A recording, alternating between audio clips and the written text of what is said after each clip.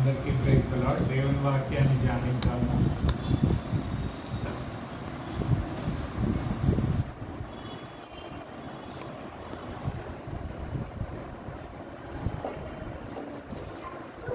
మత్తయి సువార్త 28వ అధ్యాయం 19-20 వచనాలు.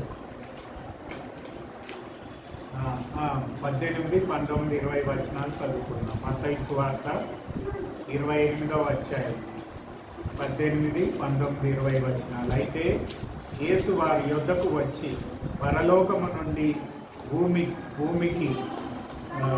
మీదకి నాకు సర్వాధికారము ఇవ్వబడి ఉన్నది, కాబట్టి మీరు వెళ్ళి సమస్త జనులను శిష్యులుగా చేయుడి.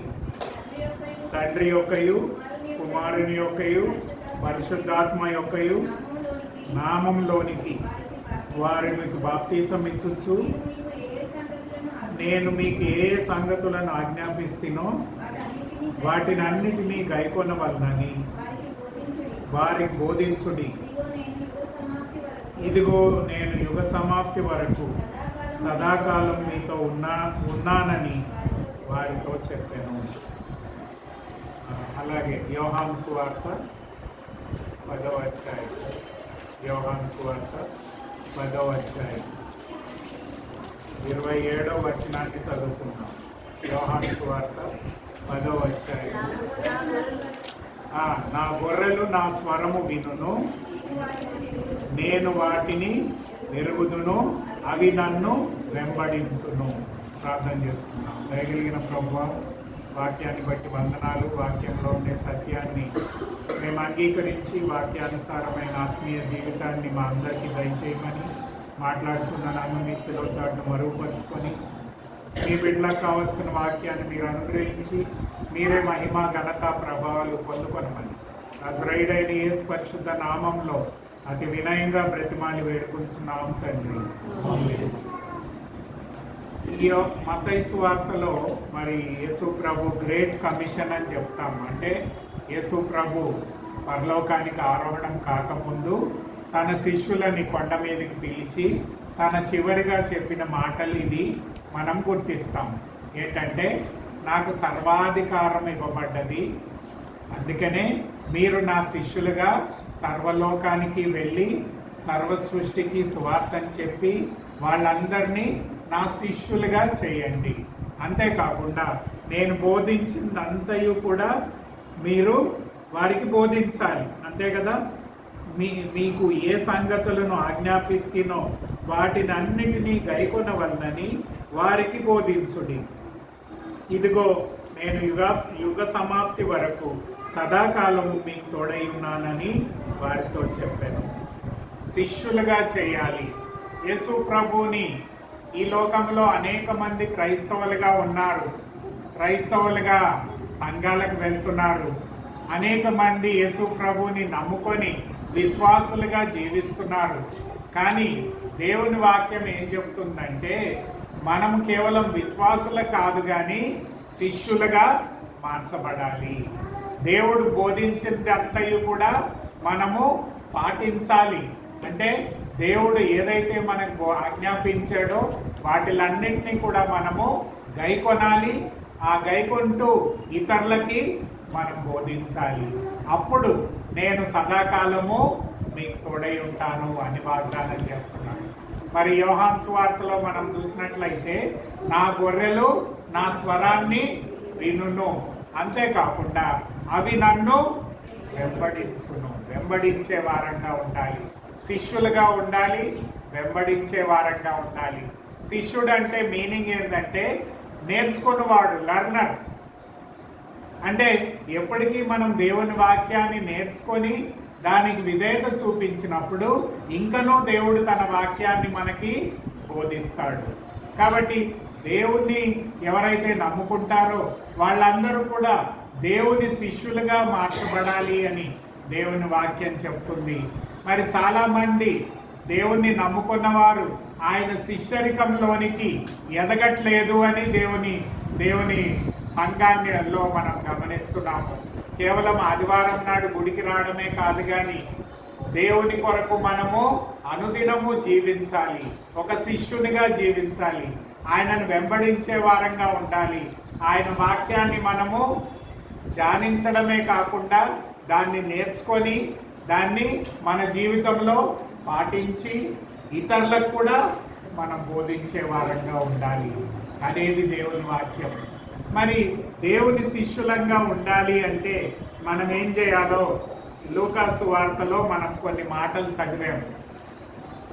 లూకాసు వార్త 14వ అధ్యాయము 25 నుంచి 35 వచనాల్లో మీరు చూసినట్లయితే యేసు ప్రభు తన స్వంత మాటలలో శిష్యులు అంటే ఏంటి అనే మాటలు మనకు చెప్తున్నాడు.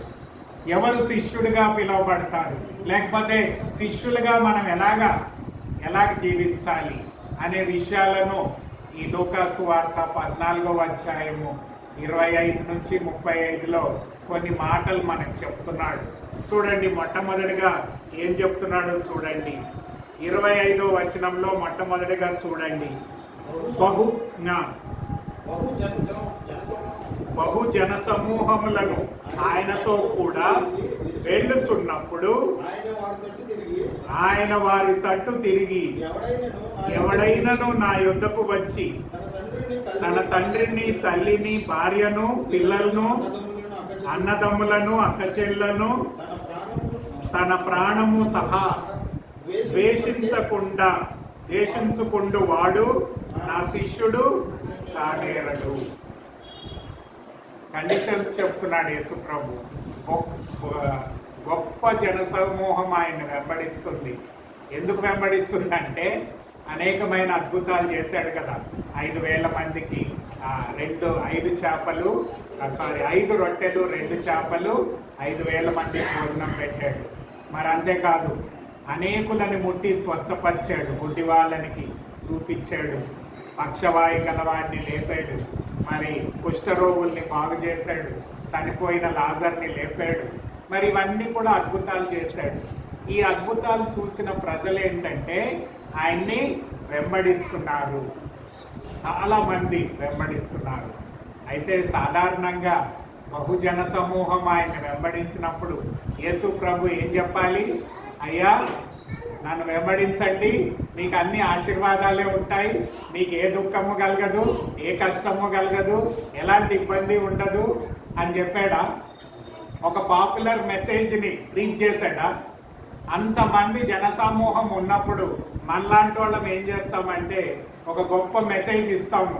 అయ్యా, మీరు యేసు ప్రభువుని నమ్ముకుంటే మీకు అన్ని బాగైపోతాయి, మీకు ఏ కష్టాలు ఉండవు, ఏ ఇబ్బందులు ఉండవు. అలాంటి పాపులర్ మెసేజ్ని సాధారణంగా చెప్తాము. కానీ యేసు ప్రభు అలాంటి పాపులర్ మెసేజ్ ఏం చెప్పలేదు.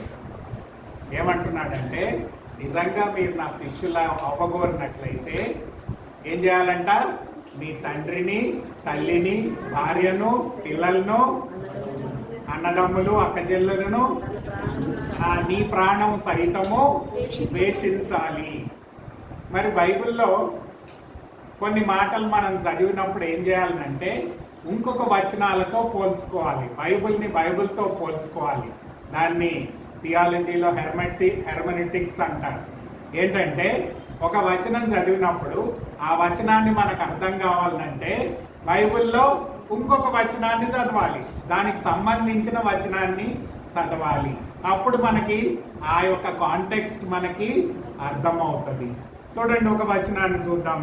మత్తయి సువార్త 10వ అధ్యాయం 37వ వచనంలో యేసు ప్రభు దాని సారాంశాన్ని చెప్తాడు. ఏమంటాడు చూడండి, మత్తయి సువార్త 10వ అధ్యాయము 37వ వచనం. తండ్రినైనను నాకంటే ఎక్కువగా ప్రేమించువాడు, తండ్రినైనను తల్లినైనను నాకంటే ఎక్కువగా ప్రేమించువాడు నాకు పాత్రుడు కాడు, కుమారుడైనను కుమార్తెనైనను నాకంటే ఎక్కువగా ప్రేమించువాడు నాకు పాత్రుడు కాడు. ఏం చెప్తున్నాడండి ఇక్కడ? కాంటెక్స్ట్ చూసాం. ఇందాకేమో ద్వేషించమన్నాడు. ద్వేషించమంటే దాని యొక్క అర్థం ఏంటంటే, ఈ లోకంలో నీకున్న సమస్తం కంటే నీ కుటుంబం ఉండొచ్చు, నీకు ఆస్తిపాస్తులు ఉండొచ్చు, లేకపోతే నీకు మంచి ఒక సంఘం ఉండొచ్చు, లేకపోతే నీకు మంచి పలుకుబడి ఉండొచ్చు, నీకు మంచి ఆస్తిపాస్తులు ఉండొచ్చు, నీకేవేవో ఉండుండొచ్చు ఈ లోకంలో. వాటిలన్నిటికంటే ఏం చేయాలనంట? నన్ను ఎక్కువగా ప్రేమించండి. You love me more than all these things. ఈ లోకంలో ఉండే నీ భార్య కావచ్చు, పిల్లలు కావచ్చు, నీ తల్లి కావచ్చు, తండ్రి కావచ్చు, అంటే సమస్తం కంటే యేసుని ఎక్కువగా ప్రేమించాలి. చాలాసార్లు మనం ఏమనుకుంటామంటే, అయ్యో దేవుణ్ణి ప్రేమిస్తే నా కుటుంబం సంగతి ఏంటి, నా భార్య పిల్లల సంగతి ఏంటి, నా భవిష్యత్ సంగతి ఏంటి. చూడండి, దేవుణ్ణి ప్రేమించే వారే ఇతరులను ప్రేమించగలరు. దేవుణ్ణి నువ్వు ప్రేమించలేకపోతే నీ భార్యను ప్రేమించలేవు, నీ పిల్లల్ని కూడా ప్రేమించలేవు. అందుకని యేసు ప్రభు అంటున్నాడు, ఈ లోకంలో ఉండే సమస్తం కంటే నీవు నన్ను ఎక్కువగా ప్రేమించాలి. అలా చేసినప్పుడే నీవు నా శిష్యునిగా ఉంటావు. మరి దేవుణ్ణి ప్రేమిస్తున్నామా, లోకాన్ని ప్రేమిస్తున్నామా? మరి మన సమస్తం కంటే ఆయనకి ప్రాధాన్యత ఇవ్వాలి. ఆయన నీకు నీ యొక్క జీవితంలో అందరికంటే ఎక్కువ, అంటే ఫస్ట్ ప్లేస్ ఇవ్వాలి. You must give him first place. నీ భార్య పిల్లలు ఇంపార్టెంటే, నీ కుటుంబం ఇంపార్టెంటే, నీ సంఘం ఇంపార్టెంటే, నీ బంధువులు ఇంపార్టెంటే. కానీ వీళ్ళందరికంటే యేసు ప్రభువుని నీవు ఎక్కువగా ప్రేమించాలి. అదే చెప్తున్నాడు కదా, అంతే కదా మీనింగ్. ఇప్పుడు మనం 2 వచనాలు చదివాము. రెండిట్లో కూడా యేసు ప్రభు చెప్పేది ఏంటంటే, ఈ లోకంలో ఉన్న సమస్తం కంటే నీవు నన్ను ఎక్కువగా ప్రేమించినప్పుడే నీవు నా శిష్యుడవు. అంతే కదా, శిష్యరికంలోనికి మాట్లాడుతున్నాడు. ఏదో బిలీవర్స్ గురించి మాట్లాడట్లేదు. అయ్యా నేను ఎప్పుడో 20 ఏళ్ల క్రితం యేసు ప్రభువుని నమ్ముకున్నాను, నేను పరలోకానికి వెళ్తాను, నాకు ఎటువంటి బాధలు లేవు అని చాలామంది చెప్తారు. అది వాస్తవమే. నీవు నేను కూడా యేసు ప్రభువుని నమ్ముకోవాలి. కానీ యేసు ప్రభు కోరేది ఏంటంటే, నీవు నిజంగా నా శిష్యునిగా ఉండాలంటే వీటిలన్నిటికంటే నన్ను ఎక్కువ ప్రేమించాలి. పేతులు కూడా అదే చెప్పాడు కదా, యోహాను సువార్త 21వ అధ్యాయం 15 నుంచి 17 వచనాల్లో పేతుల్ని ముందు పిలుస్తాడు. ఏంటంటే, పేతులు యేసు ప్రభు మరణించి తిరిగి లేచాక ఆ యేసు ప్రభుతో ఉండే పరిచర్యను మానుకొని రాత్రంతా శిష్యులతో కలిసి ఆ పడవలో వెళ్ళి వలలు వేసి చేపలు పట్టాలని ప్రయత్నం చేశాడు. రాత్రంతా ప్రయత్నం చేసినప్పటికీ ఒక చేప కూడా పడలేదు. యోహాను సువార్త 21వ అధ్యాయంలో ఉంటుంది. మరి పొద్దున్నే వచ్చాక ఆ యొక్క నది ప్రాంతంలో ఎర్లీ మార్నింగ్లో యేసు ప్రభు వాళ్ళకి ప్రత్యక్షమై అన్నాడు, అయ్యా మీకేమన్నా చేపలు పడ్డాయా అని అడిగాడు. అయితే వాళ్ళు మాకు ఏమీ పడలేదు అని చెప్తే, మీరు కుడి పక్కన వేయండి అని చెప్పంగానే యేసు ప్రభు మాటను విని వారు కుడి పక్కన వేసాక విస్తారమైన చేపలు పడ్డాయి. పడ్డాక యేసు ప్రభు వాళ్ళని పిలిచి పేతులతో మాట్లాడాడు. పేతులతో ఏమంటున్నాడంటే, పేతులు నీవు నన్ను ప్రేమిస్తున్నావా అని అడిగాడు. 3 సార్లు అడిగాడు, ఒకసారి కాదు. అంటే ఈ లోకంలో ఉండే ఈ చేప వృత్తి కావచ్చు, నీ కుటుంబం కావచ్చు, నీ తోటివారు కావచ్చు, నీ బంధువులు కావచ్చు, నీ సమస్తం కావచ్చు, వీళ్ళందరికంటే నన్ను ఎక్కువగా ప్రేమించు. యేసు ప్రభువుని నీవు ప్రేమించాలి. ఆయనని ఎలా ప్రేమించాలి చూడండి. మార్క్స్ వార్త 12వ అధ్యాయం 30వ వచనం. మార్క్స్ వార్త 12వ అధ్యాయం 30వ వచనం. 12వ అధ్యాయం 30వ వచనం ఏముంది? నీ పూర్ణ హృదయంతోనూ, నీ పూర్ణ ఆత్మతోనూ, నీ పూర్ణ వివేకముతోనూ, నీ పూర్ణ బలముతోనూ నీ దేవుడైన ప్రభువును ప్రేమింపవలనన్నదే ప్రధానమైన ఆజ్ఞ. అంటే ఇక్కడ 4 విషయాలు చెప్పాడండి. మన వ్యక్తిగత జీవితంలో ఏమేమి ఉన్నాయో అవన్నీ చెప్పాడు. ఏమున్నాయి? నాకు శరీరం ఉంది, మనస్సు ఉంది, హృదయం ఉంది, మరి అంతేకాకుండా ఇంకేముంది? ఆత్మ ఉంది, అంతేకాకుండా శక్తి ఉంది. అంటే నా హోల్ బీయింగ్, ఈ 4 విషయాలు హార్ట్, ఏమేం చెప్తున్నాడు చూడండి. నీ పూర్ణ హృదయముతోను, నీ పూర్ణ హృదయము, నీ పూర్ణ ఆత్మతోను, నీ పూర్ణ వివేకముతోను, వివేకంతోను, మైండ్ అంట.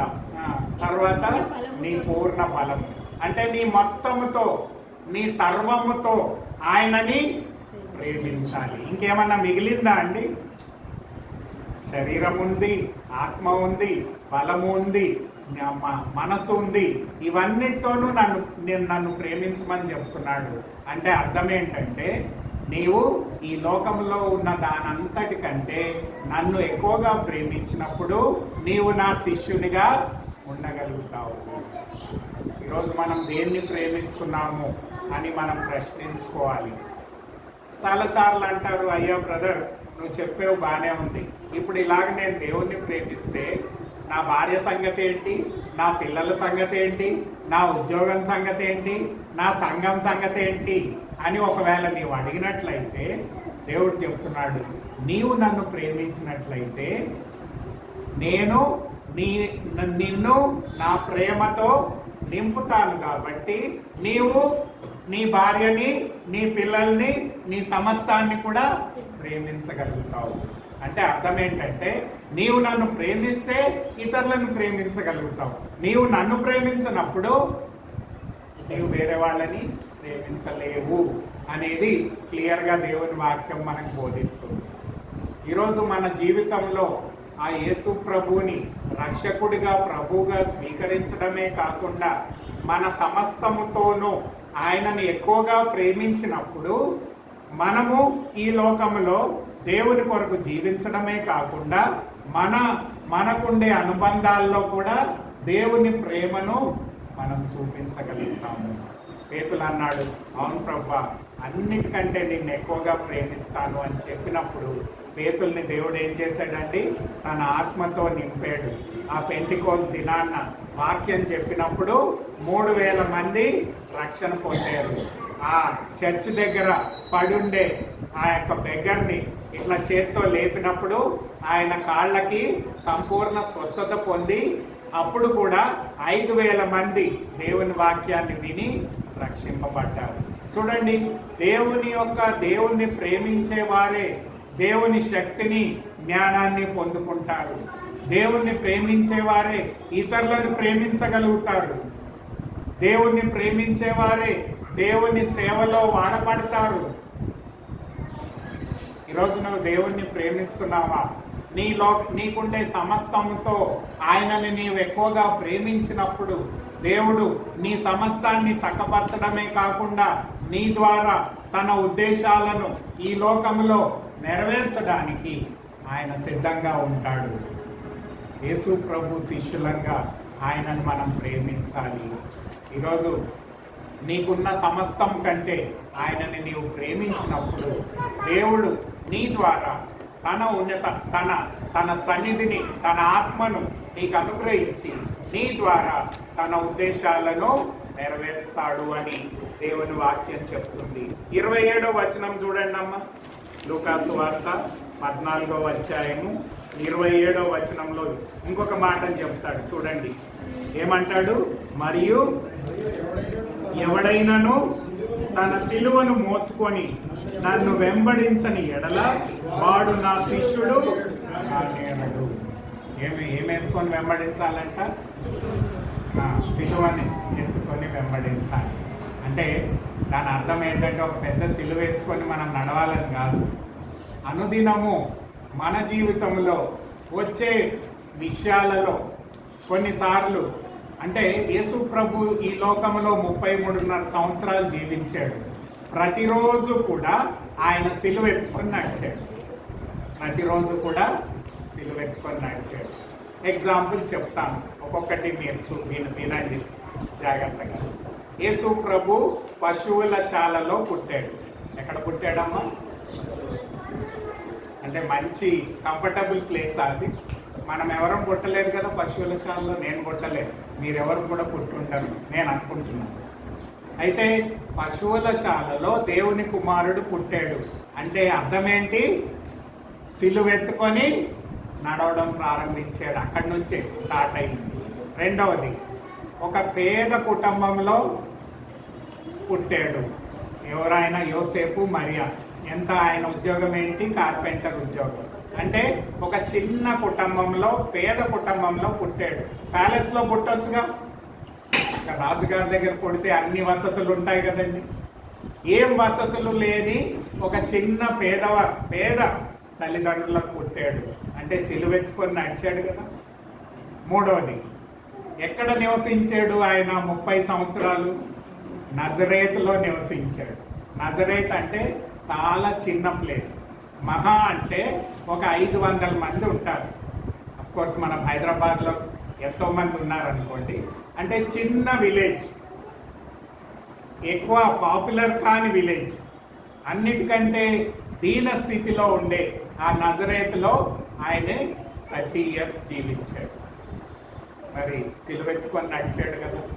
మరి అంతేకాదు, ఆయనకి 4 బ్రదర్స్, 2 సిస్టర్స్. మార్క్స్ వార్తలో ఉంటుంది, మనం చూడవచ్చు.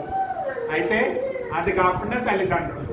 అంటే ఆయన జీవించినంత కాలము తల్లిదండ్రులకి విధేయుడై జీవించాడు. అంటే కొన్నిసార్లు వాళ్ళు ఇబ్బంది పెట్టినా సరే ఆయన వాళ్ళకి విధేయుడై జీవించాడు. అంతేకాదు, కొంతకాలం అయిపోయాక యోసేపు చనిపోయాడు. అయితే యేసు ప్రభు ఏం చేశాడంటే కార్పెంటర్ ఉద్యోగం చేసి 4 బ్రదర్స్ని, 2 సిస్టర్స్ని, ఒక తల్లిని, ఎంతమంది అండి? 7 పోషించాడు. ఏ పని చేసి? ఇట్లా ఏదో మెరకల్ చేయలేదు. ఏం చేశాడు? నా డబ్బు కలుగును గాక అని చెప్పాడా? లేకపోతే అన్నీ కటాకట్ రావును గాక అని చెప్పాడా? ఏదో ఇది సృష్టించలేదు. ఏం చేశాడండి? చిన్న కార్పెంటర్ ఉద్యోగం చేసి వాళ్ళని పోషించాడు. అంటే సిలువెత్తుకొని నడిచాడు. మళ్ళీ బాప్టిజం దగ్గరకు వద్దాం. బాప్టిజం ఎవరు ఇచ్చారు? యోహాను ఇచ్చాడు. అంటే నీళ్ళల్లో ముంచి బయటకు వచ్చాడు. నీళ్ళల్లో మునగడం అంటే అర్థం ఏంటంటే తన స్వార్థాన్ని, తన వ్యక్తిగతాన్ని నీళ్ళల్లో ముంచి తన బయటకు వచ్చాక సంపూర్ణంగా తండ్రి చిత్తాన్ని నెరవేర్చడానికి తీర్మానం చేసుకున్నాడు. అంటే అక్కడ కూడా సిలువెత్తుకొని నడిచాడు. మరి పబ్లిక్ మినిస్ట్రీ 3.5 సంవత్సరాలు చేశాడు. పొద్దున్నంతా వాక్యాన్ని చెప్పాడు, రాత్రప్పుడు ప్రార్థనలో గడిపాడు. అనేక మంది అద్భుతాలు చూశారు, వాక్యాన్ని విన్నారు. అయినప్పటికీ ఆయనను క్రిటిసైజ్ చేయడం మొదలుపెట్టారు. శాస్త్రులు, పరిసయ్యులు ఆయనని నింద మోపారు. ఈయన దయ్యం శక్తితో అద్భుతాలు చేస్తున్నాడు అని చెప్పారు, అవమానపరిచారు. సిలువెత్తుకొని నడిచాడు కదా. మరి ఇవన్నీ అంటే ఒట్టి 6 గంటల సేపే సిలువెత్తుకొని నడవలేదు. జీవితకాలం అంతా కూడా 33.5 సంవత్సరాలు కూడా సిలువెత్తుకొని నడిచాడు. అదే మనకి ఎగ్జాంపుల్. ఎందుకు యేసు ప్రభు చెప్తున్నాడు మీ సిలువెత్తుకొని నడవండి అంటే, ముందు ఆయన పాటించాడు కాబట్టి నిన్ను నన్ను కూడా దాన్ని పాటించమని చెప్తున్నాడు. ఆయన చెయ్యంది ఏది కూడా మనకు చెప్పడు. ఆయన చెయ్యంది ఏది కూడా మనకు చెప్పడు. ఆయన 33.5 సంవత్సరాలు సిలువెత్తుకొని నడిచాడు కాబట్టి మనం కూడా అలా నడవాలని దేవుడు కోరుతున్నాడు. అంటే అర్థం ఏంటంటే ఈ లోకంలో నీకు సమస్యలు రావచ్చు, ఇబ్బందులు రావచ్చు. మనకి ఇంకా స్వాతంత్రం ఉంది. కొంతమంది అయితే హిందూ మతం నుంచి లేకపోతే ముస్లిం మతం నుంచి యేసు ప్రభుని నమ్ముకుంటే వాళ్ళ ఇంటిలోంచి వెళ్ళగొట్టారు, వాళ్ళ ఆస్తులు ఇవ్వమని చెప్పారు. ఇవన్నిటినీ వదిలిపెట్టి వాళ్ళు ఎక్కడికి వచ్చారు? దేవుని దగ్గరకు వచ్చారు. అంటే సిలువెత్తుకొని నడుస్తున్నారన్నమాట. ఈరోజు మన జీవితంలో కూడా శ్రమలు, కష్టాలు, ఇబ్బందులు వచ్చినప్పటికీ మనము ఏం చేయాలి? యేసు ప్రభువుని కలిగి నడుచుకోవాలి. ఆ శ్రమలలో కూడా ఆయన బిడ్డగా మనం జీవించగలగాలి. ఇబ్బందుల్లో కూడా ఆయన శక్తిని ఆశ్రయించే వారంగా ఉండాలి. ప్రియమైన దేవుని బిడ్డలారా, సిలువెత్తుకొని నడవాలి అని దేవుని వాక్యం చెప్తుంది. చూడండి, లూకాసు వార్త 9వ అధ్యాయం 23వ వచనంలో కూడా అదే మాటలు చెప్పాడు యేసు ప్రభు. లూకాసు వార్త 9వ అధ్యాయము 23వ వచనం. మరియు ఆయన అందరితో ఇట్లనెను, ఎవడైనను నన్ను వెంబడింపగోరిన ఎడల తన్ను తాను ఉపేక్షించుకొని ప్రతిదినము తన సిలువను ఎత్తుకొని నన్ను వెంబడింపవలెను. క్లియర్ గా ఉంది కదా. యేసు ప్రభు ఏదో అయ్యా నీవు నమ్ముకుంటే నీకు అన్ని మెరకల్స్ జరుగుతాయి, నీకు అన్ని పుష్కలంగా ఉంటాయి, నీకు ఏ ఇబ్బంది రాదు అని ఏమన్నా చెప్తున్నాడా ఇక్కడ? నీ సిలువెత్తుకొని నన్ను వెంబడించు. నీ శ్రమలలో, కష్టాల్లో, ఇబ్బందుల్లో, బాధల్లో కూడా ఎవరిని వెంబడించాలి? ఎవరిని? యేసు ప్రభుని వెంబడించాలి. సిలువెత్తుకొని వెంబడించు. సిలువ శ్రమలకు సాదృశ్యంగా ఉంది. సిలువ దేవుని యొక్క దేవుడు అవమానపరచబడ్డాడు, హింసించబడ్డాడు, కొట్టబడ్డాడు, చంపబడ్డాడు. ఇలాంటి దుర్ఘటన యేసు ప్రభుకి జరిగింది కాబట్టి 6 గంటలు ఆయన ఆ శారీరకంగా, మానసికంగా, ఆత్మీయంగా కూడా మన కొరకు శ్రమను అనుభవించాడు. చాలా మంది పండితులు చెప్తారు ఏంటంటే ఆ 3 గంటలు ఆయన నరకాన్ని అనుభవించాడు, అంటే ఆ చీకటి నరకాన్ని అనుభవించాడు.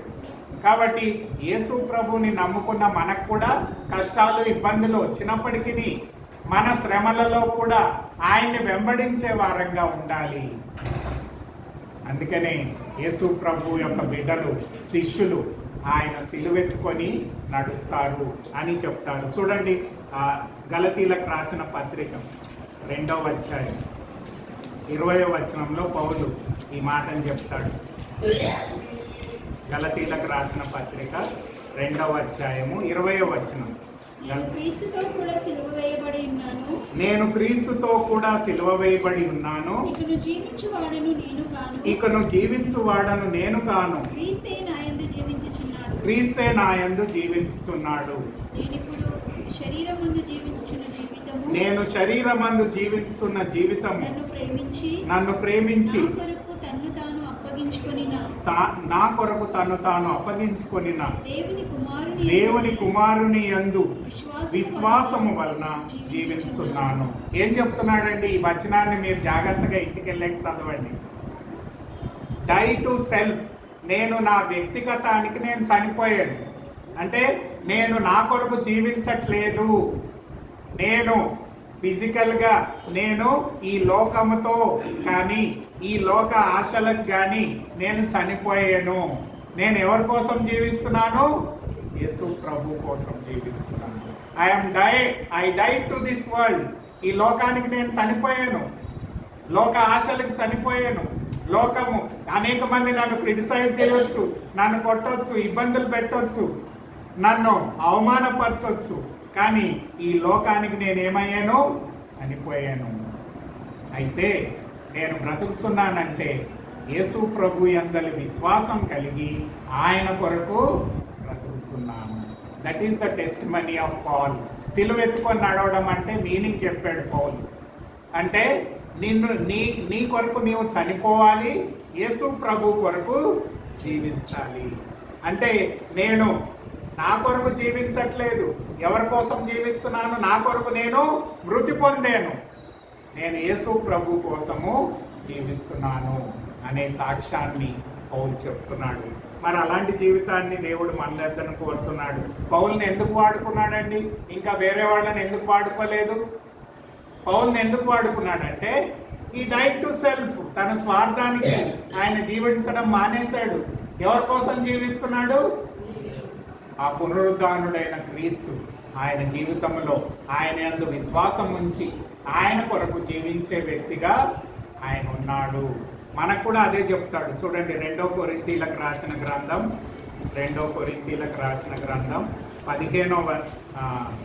5వ అధ్యాయము 15వ వచనంలో ఈ మాట ఉంది.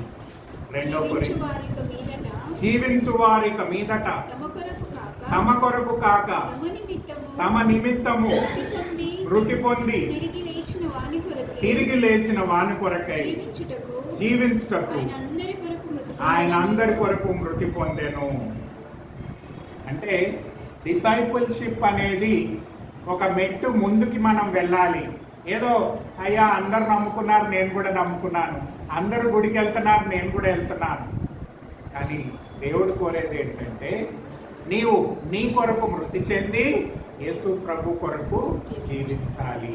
అది క్రైస్తవ జీవితము, అది శిష్యరికమైన జీవితము అని యేసు ప్రభు మనకు చెప్తున్నాడు.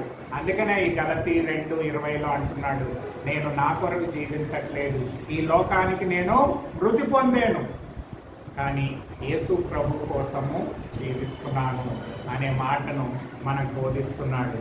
మూడవది చూడండి, 28 నుంచి 30 వచనాల్లో ఒక ప్రత్యేకమైన సందేశాన్ని అంటే ఉపమాన రీతిగా చెప్పాడు.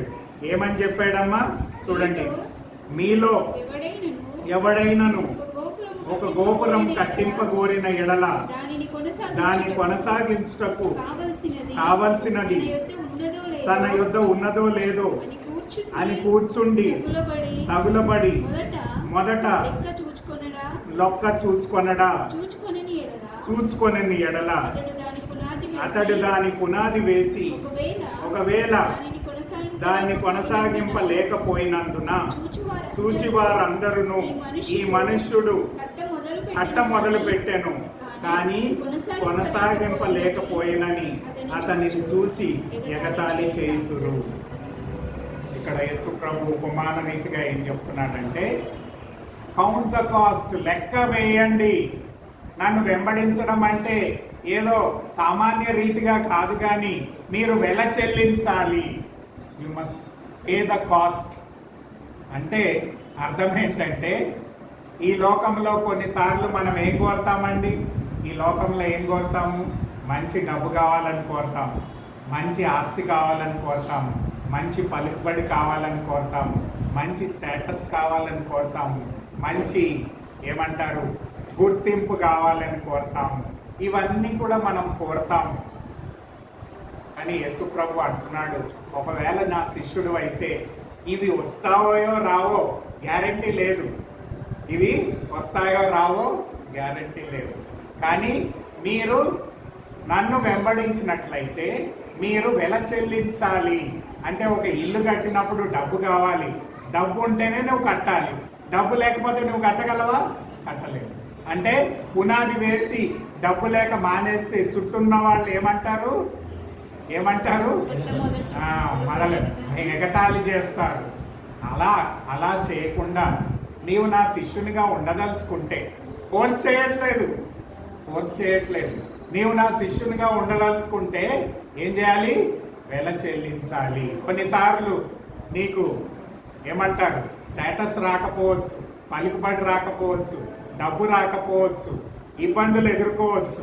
ఇవన్నింటిలో కూడా నీవు నా శిష్యునిగా ఉండడానికి నీవు తీర్మానం చేసుకోవాలి. అప్పుడైతేనే నీవు నన్ను వెంబడించగలుగుతావు అని దేవుని వాక్యం చెప్తుంది. మేము సండే స్కూల్లో ఒక పాట పాడేవాళ్ళము, అక్కడ మెథడిస్ట్ సండే స్కూల్లో. The cross before me, the world behind me. అంటే సిలువ నా ముందుంది, లోకము నా వెనుక ఉంది. No turning back, no turning back. అంటే ఆ కోరస్ మర్చిపోయాను. అంటే క్రైస్తవానికి ముందేముందంటే సిలువ ఉంది, వెనకేముంది? లోకం ఉంది. అయితే మనం ముందుకు నడవాలన్నా వెనకకి నడవాలన్నా? వెనక తిరిగి చూడాలన్నా? అయితే ఈ పాటలో అర్థం ఏంటంటే నో టర్నింగ్ బ్యాక్, వెనకకి తిరగను. The cross before me, the world behind me. Cross క్రీస్తు సిలువ నా ముందుంది, లోకం నా వెనుక ఉంది. కానీ నేను సిలువను చూసే ముందుకెళ్తాను, కానీ వెనుకకి ఒకరు వెనుకకి తిరిగారు కదా బైబిల్లో. లోతును తన భార్య సొదొమ గుమరలోంచి బయటికి రమ్మని దేవదూత పలికినా బయటికి రావట్లేదు వాడు. చివరికి ఏం చేశాడు దేవదూత? గుంజుకొని రావాల్సి వచ్చింది. ఎందుకు బయటికి రావట్లేదు? అక్కడ ఆస్తులు ఉన్నాయి, సంపాదన ఉంది, బోళ్ళంతా వసతులు ఉన్నాయి, అవన్నీ వదిలిపెట్టి రావాలి. అయితే దేవదూత అన్నది, మీరు రాకపోతే వాళ్ళతో పాటు నశిస్తాడు అని లోతుని ఇట్లా చేయి పట్టుకొని లాగనప్పటికీ లోతు భార్య ఏం చేసిందండి? వెనుకకి తిరిగి చూసింది. ఏమైంది? ఉప్పు స్తంభం. అంటే ఇప్పుడు మనం పాడుకున్న పాటలో ఆ సిలువను చూసి ముందుకెళ్ళడం కాకుండా లోకాన్ని చూసి ఆమె వెనుకకి తిరిగింది.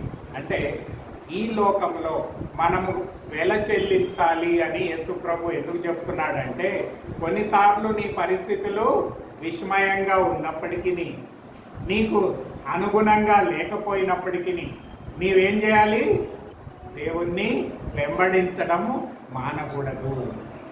అన్నిసార్లు నీవు అనుకున్న రీతిగా దేవుడు నిన్ను దీవించకపోవచ్చు, పరిస్థితులు విషమయంగా ఉండొచ్చు. అనేక మంది ఇప్పుడు చూస్తున్నాం, వార్స్లో చనిపోతున్నారు.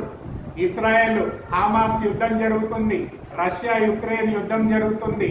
ఈ యుద్ధాలు ఎట్లున్నాయంటే సామాన్యమైన యుద్ధాలు కాదు. వాళ్ళు రాకెట్స్ వాడుతున్నారు, మిసైల్స్ వాడుతున్నారు. ఇలాంటి భయంకరమైన పరిస్థితుల్లో వాళ్ళు ఉన్నప్పటికీ వాళ్ళు దేవుణ్ణి, మరి విశ్వాసులైతే దేవుని కొరకు హతసాక్షులు అవ్వడానికి సిద్ధంగా ఉన్నారు. ఈరోజు మన జీవితంలో కూడా తీర్మానం చేసుకోవాల్సింది ఏంటంటే, యేసు ప్రభువుని వెంబడిస్తే మనము శ్రమలని ఎదుర్కొనే వారంగా ఉండాలి అన్ని పరిస్థితుల్లో. చూడండి, ఒక వచనం చూద్దాం. ఫిలిప్పీలకు రాసిన పత్రిక 3వ అధ్యాయము 13-14. ఫిలిప్పీలకు రాసిన పత్రిక. సహోదరులారా, నేను ఇదివరకే పట్టుకొని ఉన్నానని తలంచకుడి. అయితే ఒకటి చేయుచున్నాను, వెనుక ఉన్నవి మరిచి ముందున్న వాటి కొరకు వేగిరపడుచు క్రీస్తు యేసునందు ఉన్నతమైన పిలుపునకు కలుగు బహుమానము పొందవలనని గురి యొద్దకే పరిగెడుచున్నాను. పౌలు అంటున్నాడు, నేను బ్యాక్ సైడ్ చూడట్లేదు, ముందేముంది? యేసు ప్రభు యొక్క శిలువ ఉంది, యేసు ప్రభు యొక్క ప్రత్యక్షత ఉంది. ఆయన పరలోక రాజ్యంలో నేను చేరాలి, ఆ గురి యొద్దకే నేను పరిగెట్టడానికి సిద్ధపడ్డాను. వెనుకున్న వాటి వరకు నేను చూడట్లేదు. చూడండి, దేవుని బిడ్డలు ముందున్న వాటి కోసమే వేగిరపడాలి, దేవుని కొరకు సిద్ధపడి ముందుకు రావాలి. మనము లోకం వైపు చూసినట్లయితే నిరాశ పొందుతాము, కానీ యేసు ప్రభు వైపు చూసి మనం ముందుకెళ్ళినట్లయితే దేవుని యొక్క ఆశీర్వాదాన్ని పొందుకుంటాము. పౌలు అంటున్నాడు, నేను గురి యొద్దకే పరిగెడుతున్నాను. నేను ఎన్ని ఇబ్బందులు వచ్చినా సరే నేను నా గురిని వదిలిపెట్టను అనే విషయాన్ని దేవుని వాక్యంలో మనకు బోధిస్తున్నాడు. ప్రియమైన దేవుని బిడ్డలారా, అనేక సార్లు మనము వెనకంజ వేస్తున్నాము విశ్వాస జీవితంలో. అనేక మంది విశ్వాసులు వెనకబడిపోతున్నారు. అయ్యో, దేవుడు నన్ను కనికరించట్లేదు, దేవుడు నన్ను నడిపించట్లేదు, అయ్యో నాకు అనేకమైన సమస్యలు ఇబ్బందులు ఎదుర్కొంటున్నానని దేవునికి దూరంగా వెళ్ళిపోతున్నారు. కానీ దేవుని వాక్యం చెప్తుంది, నీవు ముందున్న వాటి కొరకు వేగిరి పడినట్లయితే ఆ సిలువను చూసి, యేసు ప్రభువుని చూసి నీవు ముందుకు వెళ్ళాలి, కానీ వెనకంజ వేయకూడదు. అలాంటి వాళ్ళే నా శిష్యులు అని యేసు ప్రభు మనకు బోధిస్తున్నాడు. ప్రియమైన దేవుని బిడ్డలారా, అలాంటి వైఖరిని మన జీవితంలో పెంపొందించుకోవాలి అని దేవుని వాక్యం చెప్తుంది. చూడండి, 31-32 వచనాలు చూడండి. లూకాసు వార్త 14వ అధ్యాయము 31-32. మరియు ఏ రాజైనా మరి ఒక రాజుతో యుద్ధము చేయబోయినప్పుడు తన మీదికి 20,000 మందితో వచ్చు వానిని 10,000 మందితో ఎదిరింప శక్తి తనకు కలదో లేదో అని కూర్చుండి మొదట ఆలోచింపడా. శక్తి లేని ఎడల అతడును దూరంగా ఉన్నప్పుడే రాయబారం పంపి సమాధానము చేసుకొనుచున్నాడు కదా. యేసు ప్రభుని నమ్ముకున్నవారు అంటే, ఇక్కడ ఇంకొక ఉపమానంలో ఏం చెప్తున్నాడు అంటే, రాజ్యము యుద్ధం గురించి మాట్లాడుతున్నాడు. అంటే యేసు ప్రభుని నమ్ముకుంటే మనము సాతాను రాజ్యంలో నుంచి దేవుని రాజ్యంలోనికి ప్రవేశిస్తాము. కొలసీలకు రాసిన పత్రిక చూడండి. కొలసీలకు రాసిన పత్రిక 1వ అధ్యాయము 13వ వచనం చూడండి. కొలసీలకు రాసిన పత్రిక 1వ అధ్యాయము 13వ వచనం. ఆయన మనలను అంధకార సంబంధమైన అధికారంలో నుంచి విడుదల చేసి తాను ప్రేమించిన తన కుమారుని యొక్క రాజ్య వారసులుగా చేసెను. అంటే ఈ లోకంలో రెండు రాజ్యాలు ఉన్నాయి. ఒకటి సాతాను రాజ్యము, ఒకటి దేవుని రాజ్యము. రక్షింపబడిన విశ్వాసి సాతాను రాజ్యంలో నుంచి దేవుని రాజ్యంలోనికి ప్రవేశించాడు. ప్రవేశించిన విశ్వాసికి సాతాను ఏం చేస్తాడు? గర్జింపు సింహం వలె ఎవరిని మింగుదునా అని చూస్తూ ఉంటాడు. మరి ఈ యొక్క బ్యాటిల్లో మనం విజయం పొందాలి. దేవుని రాజ్యంలో చేరిన విశ్వాసులు దేవుణ్ణి గట్టిగా పట్టుకొని సాతానుని ఓడించాలి. ఎలా ఓడిస్తామో చూడండి. కొలసీలకు రాసిన ఎఫెసీ పత్రిక 6వ అధ్యాయం, ఎఫెసీ పత్రిక 6వ అధ్యాయం, ఎఫెసీ పత్రిక 6వ అధ్యాయం 12-13 వచనాల్లో మనం చూస్తాం. చూడండి 12-13.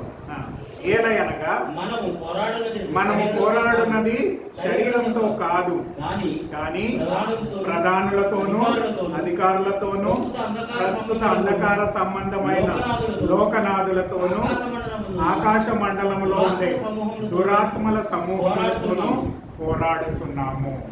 చూడండి, ఈ లోకంలో ఉండేదంతయు కూడా దేవునికి వ్యతిరేకంగా ఉంది. దురాత్మల సమూహముతో మనం పోరాడుతున్నాము. మరి ఈ పోరాటంలో ఏం చేయాలంట? 13వ వచనం చూడండి. అందుచేత మీరు ఆపద్దినమునందు వారిని ఎదురించుటకు సమస్తమును నెరవేర్చిన వాడై నిలవబడుటకును శక్తిమంతులగునట్లు దేవుడిచ్చు సర్వాంగ కవచాన్ని ధరించుకోనండి. యుద్ధంలో ఉన్నాము, ఆత్మీయ యుద్ధం. కాబట్టి యుద్ధం చేయాలి అంటే సాతాను రాజ్యము దేవుని రాజ్యానికి మధ్యన ఆత్మీయమైన యుద్ధం జరుగుతుంది.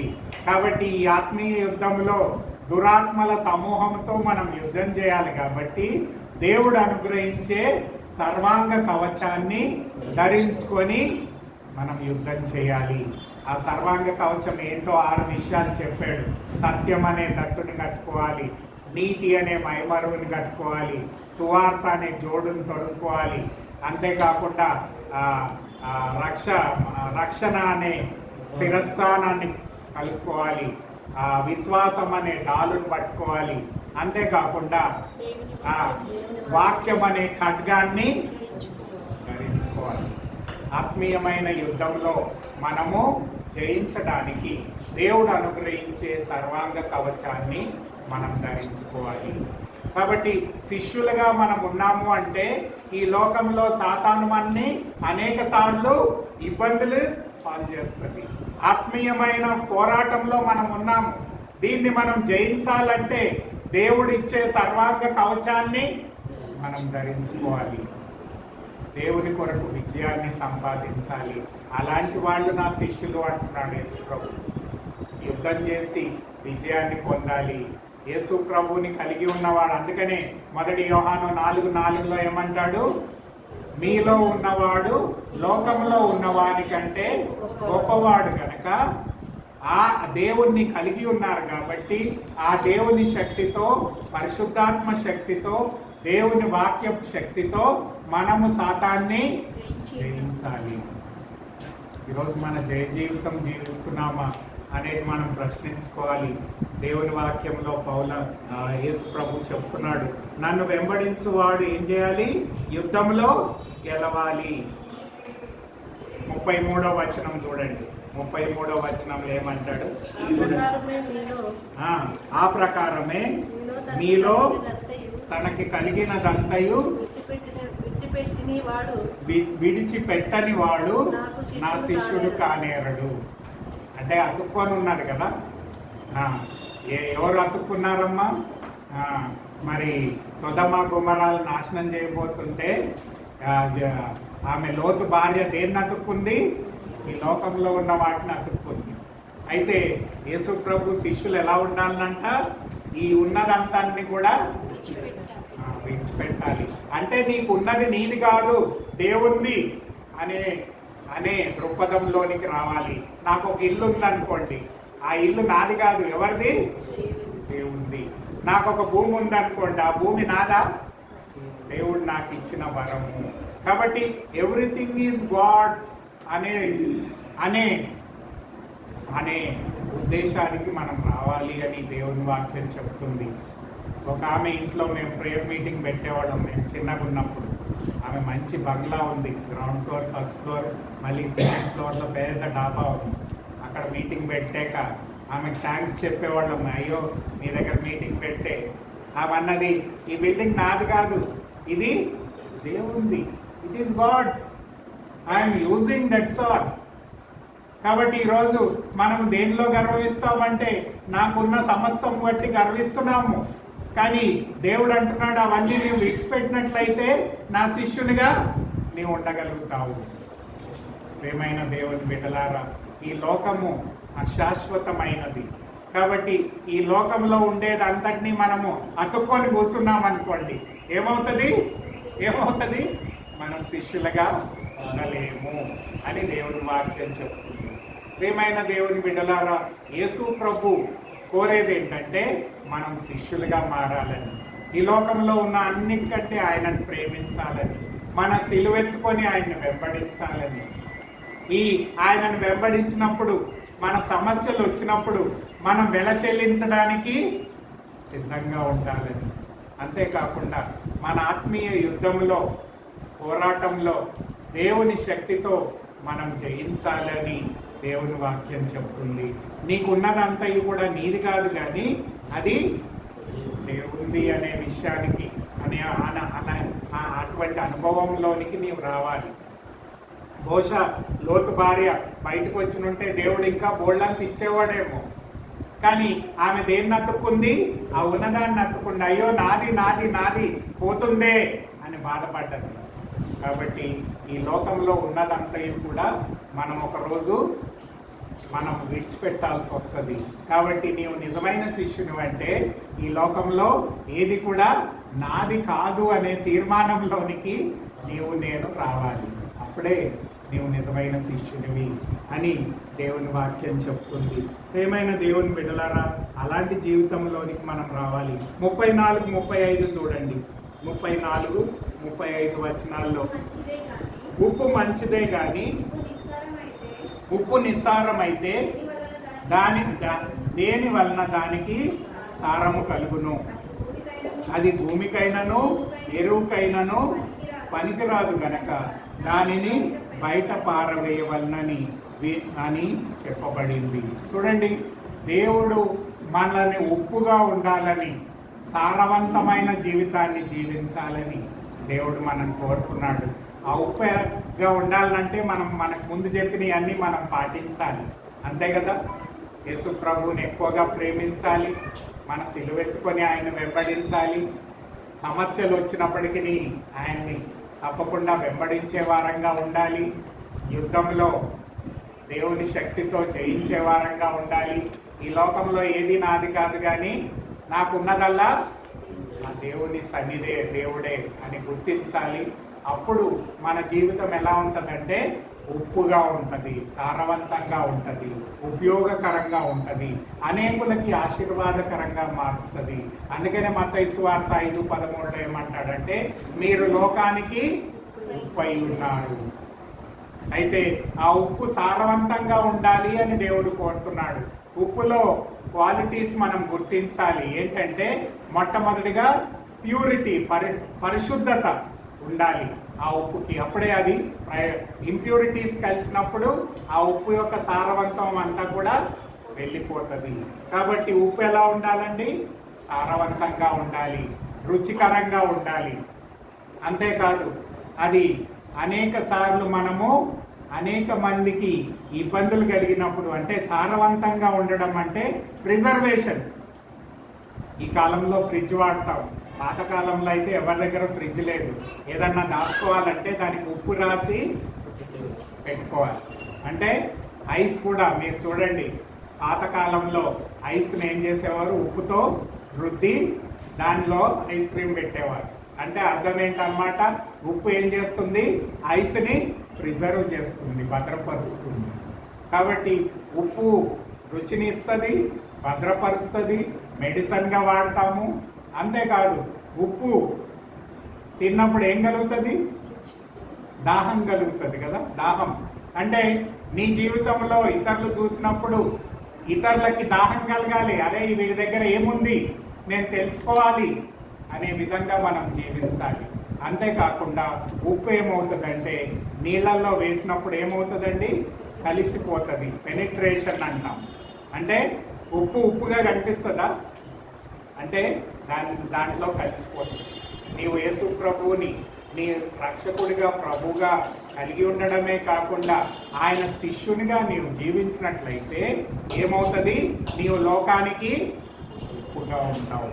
ఉప్పు సారవంతంగా ఉంటుంది, రుచికరంగా ఉంటుంది, భద్రపరిచేదిగా ఉంటుంది.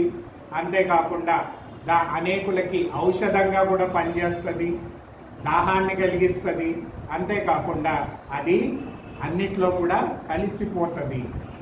కాబట్టి అలాంటి ఉప్పుగా మనం ఉండాలి అని దేవుని వాక్యం చెప్తుంది. ప్రియమైన దేవుని బిడ్డలారా, ఈ గుణ లక్షణాలన్నీ కూడా డిసైపుల్షిప్కి సంబంధించినవి. అంటే బహుజన సమూహం ఆయన్ని వెంబడిస్తున్నారు, కానీ యేసు ప్రభు చెప్పాడు, నన్ను వెంబడించగోరినట్లయితే మీకు ఈ గుణ లక్షణాలు ఉండాలి. లోకంలో అన్నిటికంటే నన్ను ఎక్కువ ప్రేమించాలి, సిలువెత్తుకొని నన్ను వెంబడించాలి, వెల చెల్లించాలి. అంతేకాదు ఇంకేం చెల్లించాలంట? నీకున్నదంతా నీది కాదు అని అనుకొని దేవుంది అని అనుకోవాలి. ఈ లోకంలో నీవు ఒక ఉప్పుగా ఉండాలి. అంతేకాకుండా 35వ వచనం చూడండి. 35వ వచనంలో ఏం చెప్తున్నాడంటే, భూమికైనను ఎరువుకైనను పనికిరాదు గనుక దానిని బయట పారవేయుదుము, వినుటకు చెవులు గలవారు వినుగాక అని వారితో చెప్పాను. నేను ఇందాక చెప్పాను కదా, బహుజన సమూహం ఆయన వెంబడిస్తున్నాను. మరి వెంబడిస్తున్నప్పుడు చివరి మాట ఏం చెప్తున్నాడు? చెవులు ఉండేవారు. అంటే ఈ మాటలు వింటారా వాళ్ళు? ఈ మాటలు వినరు. నీవు అద్భుతం చేస్తే వింటారు, లేకపోతే భోజనం పెడితే తింటారు, లేకపోతే నువ్వు ఇంకేదో కార్యాలు చేస్తే వింటారు. కానీ దేవుని మాటలు చెప్తే వినేటోళ్ళు ఉన్నారా? ఈ బహుజన సమూహం అంతా పోయి ఎంతమంది మిగులుతారంటే 12 మంది మట్టుకే మిగులుతారు. అంటే అర్థం ఏంటంటే ఈ లోకంలో చాలా మంది క్రైస్తవ విశ్వాసులుగా ఉన్నారు, కానీ శిష్యులుగా దే ఆర్ నాట్ డిసైపుల్స్. కాబట్టి ఆ డిసైపుల్షిప్లోనికి రావాలి. ఒకవేళ అలాగ తీర్మానం చేసుకుంటేనే నన్ను వెంబడించండి, లేకపోతే మీ ఇష్టం. నన్ను వెంబడించమని నేనేం ఫోర్స్ చేయట్లేదు. అంటే బహుజన సమూహము ఆయన్ని వెంబడిస్తున్నప్పటికీ ఇంత కఠినకరమైన మాటలు యేసుప్రభు చెప్పినప్పుడు ఆల్మోస్ట్ 3/4 మంది వెళ్ళిపోతారు. ఎవరు మిగులుతారు? శిష్యులు మిగులుతారు. శిష్యులతో అన్నారు, మీరు కూడా వెళ్ళిపోతారా అంటే పేతులు అంటాడు, దేవా నీ దగ్గర జీవం గల మాటలు ఉన్నాయి, మేము నిన్ను విడిచిపెట్టి వెళ్ళము అని చెప్తాడు. అంటే యేసు ప్రభు కోరేది ఏంటంటే ఏదో గొప్ప మల్టిట్యూడ్ ఆయన్ని వెంబడించాలని కోరట్లేదు, లేకపోతే ఈ లోకంలో ఉన్న వాళ్ళందరూ కూడా ఆయన్ని నమ్ముకుంటారు అని చెప్పట్లేదు కదా. అందుకనే మత్తయి సువార్తలో ఏమంటాడు? 7వ అధ్యాయం 13వ వచనం చూడండి. మత్తయి సువార్త 7వ అధ్యాయం 13వ వచనం. మత్తయి సువార్త, ఇరుకు ద్వారమున ప్రవేశించుడి, ఇరుకు ద్వారమున ప్రవేశించుడి, నాశనమునకు పోవు ద్వారము, నాశనమునకు పోవు ద్వారము వెడల్పును ఆ దారి విశాలమును అయ్యున్నది, దాని ద్వారా ప్రవేశించువారు అనేకులు. జీవమునకు పోవు ద్వారము, జీవమునకు పోరు ద్వారము ఇరుకును, ఆ దారి సంకుచితమై ఉన్నది, దాని కనుగొను వారు. ఎందుకండి ఎక్కువ మంది చర్చికి రావట్లేదు? ఎందుకండి దేవుని వాక్యం వినట్లేదు? దేవుడు అంటున్నాడు, నన్ను వెంబడించువాడు ఇరుకు మార్గంలో ప్రవేశించాలి. ఇరుకు మార్గం అంటేనే ఇప్పుడు మనం అంతా చూసాం ఇంతసేపు. అయితే చెవులు గలవాడు వినండి అని చెప్తూ ఇరుకు మార్గంలో ప్రవేశించేవారు కొందరే అని చెప్తున్నారు. అర్థం ఏంటంటే అనేక మంది విశ్వాసులు ఉన్నారు, వాళ్ళు ఏవేవో కోరి వస్తున్నారు. దేవా నాకు అది కావాలి, ఇది కావాలి, నాకు మంచి ఇల్లు కావాలి, నాకు మంచి ఇది కావాలి, అవన్నీ ఇస్తాడు. ఇవ్వడని ఏం చెప్పట్లేదు దేవుడు. ఇవేమి నేను ఒకవేళ నీవు ఏది కోరుకుంటే నేను అదే ఇస్తా. కానీ నీవు నన్ను కోరుకొని నా శిష్యునిగా ఉండదలుచుకుంటే ఈ క్వాలిటీస్ ఉండాలి. ఒకవేళ నీవు నీ ఇష్ట ప్రకారం ఏ కోరికలు ఉన్నాయో అవి నేను తీరుస్తా. కావాలంటే అయ్యా నాకు నిన్ను వెంబడించాలంటే నాకు ఒక ఇల్లు కావాలి, కారు కావాలి, మంచి మంచి ఏమంటారు మంచి జాబ్ కావాలి, మంచి ఇది కావాలి అంతే నేను కోరుకుంటున్నా అంటే ఉట్టి అవే ఇస్తాడు. కానీ నిజంగా దేవా నేను నిన్ను వెంబడించగోరుతున్నాను అన్నట్లయితే ఈ విషయాలు చెప్పాడు. అయ్యా నీవు నన్ను వెంబడించగోరితే నన్ను ప్రేమించాలి, అందరికంటే ఎక్కువ నీ సిలువెత్తుకొని నాతో నడవాలి, నీవు వెల చెల్లించాలి, స్టేటస్ ఇవన్నీ ఆలోచించక వెల చెల్లించాలి, నీవు ఏది కూడా నీది అని అనుకోకుండా అన్నింటినీ వదిలిపెట్టి నన్ను వెంబడించగలగాలి, నీవు లోకములో ఉప్పుగా ఉండాలి, నా మాటలు వినాలి, అప్పుడు నీవు నా శిష్యునిగా ఉండగలుగుతావు. యేసు ప్రభు మాటలు వినేవారంగా ఉండాలి. మరియా మార్తా లాజరు ఇంటికి యేసు ప్రభు వెళ్ళినప్పుడు మరియా ఎప్పుడు కూడా కూర్చొని ఆయన పాదాల దగ్గర వాక్యం వినేది. అప్పుడు యేసు ప్రభు ఏమన్నాడంటే మరియా ఉత్తమైన దానిని. ఈరోజు దేవుని వాక్యాన్ని వినడానికి సంఘాలు సిద్ధంగా లేవు, విశ్వాసులు సిద్ధంగా లేరు. అంతేకాకుండా సేవకులు కూడా చెప్తారు, బ్రదర్ లాగానే మీటింగ్స్కి వెళ్ళినప్పుడు 15 నిమిషాలు చెప్పండి బ్రదర్, 20 నిమిషాలే చెప్పండి. ఒకవేళ నేను 5 నిమిషాలు ఎక్స్టెండ్ చేస్తే ఆయన లేచి నిలబడతాడు కూడా. ఎందుకు చెప్తున్నానంటే ఈ లోకము శిష్యరికంలోనికి రావట్లేదు. They don't want only, they want only the miracles of Christ. Yesu ప్రభు యొక్క అద్భుత కార్యాలు కావాలి, ఆశ్చర్య కార్యాలు కావాలి.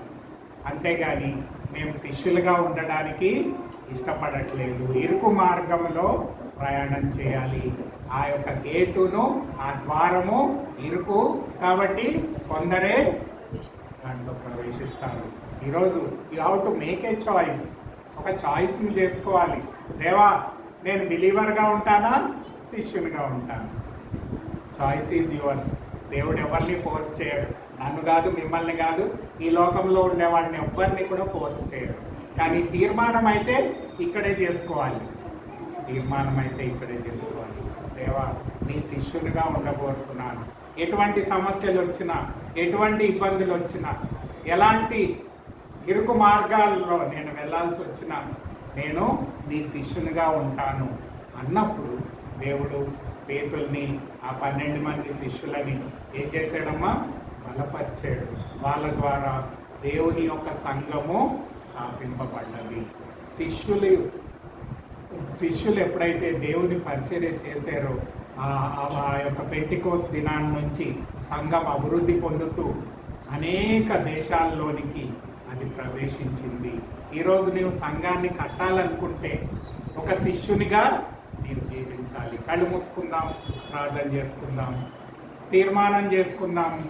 దేవా నేను బిలీవర్గా ఉంటాను లేదా శిష్యునిగా ఉంటాను. ఒకవేళ శిష్యునిగా ఉండగోరినట్లయితే దేవుడు చెప్పిన మార్గంలో మనం నడవాలి. లోకాన్ని ప్రేమించడం కాదు కానీ దేవుణ్ణి ప్రేమించే వారంగా ఉండాలి. అంతేకాదు సిలువెత్తుకొని వెంబడించే వారంగా ఉండాలి. అంతేకాదు వేల చెల్లించే వారంగా ఉండాలి.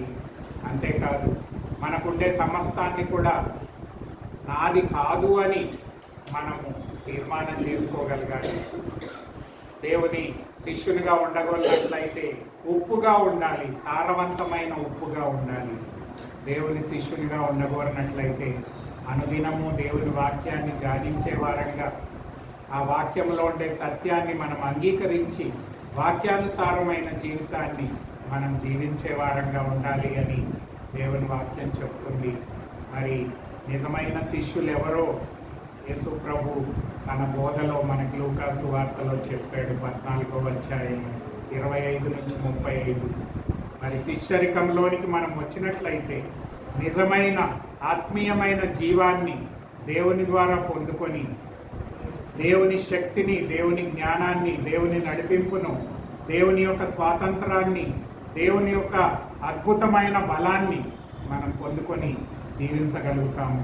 అలాంటి జీవితాన్ని ఇవ్వడానికి యేసు ప్రభు నరావతారిగా ఈ లోకానికి వచ్చాడు కనుక ఆ శిష్యరికంలోనికి మనం ప్రవేశించి దేవుని యందు ఆనందిస్తూ జీవించే భాగ్యాన్ని దేవుడు మనందరికీ దయచేయునుగాక. ప్రార్థన చేసుకుందాం. దయగలిగిన ప్రభువా, ఈ ఉదయకాలంలో యేసు ప్రభువా, మీరు అలనాడు ఆ శిష్యులతో పలికిన మాటలను మేము ధ్యానించాం ప్రభువా. ఈ లోకంలో ఉండే సమస్తం కంటే మిమ్మల్ని ఎక్కువగా ప్రేమించాలని మీ వాక్యం సెలవిస్తుంది. అంతేకాకుండా అనుదినము మా సిలువను ఎత్తుకొని మిమ్మల్ని వెంబడించాలి అని మీ వాక్యం సెలవిస్తుంది. ప్రభువా, అనుదినము మేము మా యొక్క అనుదిన జీవితంలో ఎన్ని సమస్యలు ఇబ్బందులు వచ్చినప్పటికీ మేము వెనకంజ వేయకుండా ముందుకు వెళ్ళే వారంగా ఉండాలని మీ వాక్యం సెలవిస్తుంది. ప్రభువా, మేము ఏది కూడా మాది అని అనుకోకుండా మీరిచ్చిన వరము అని అనుకొని సమస్తము మీదిగా ఎంచుకొని మేము ముందుకు నడవడానికి మా ఒక్కొక్కరికి సహాయం చేయండి. మీ యొక్క ప్రభువా ఉప్పుగా ఈ లోకంలో జీవించడానికి మాకు సహాయం చేయండి. అనుదినము మీ వాక్యాన్ని మేము ధ్యానించే వారంగా, నెమరు వేసుకునే వారంగా, వాక్యానుసారంగా వెలుగును పొందుకొని వాక్యానికి విధేయులమై జీవించే భాగ్యాన్ని మాకందరికీ కూడా దయచేయండి.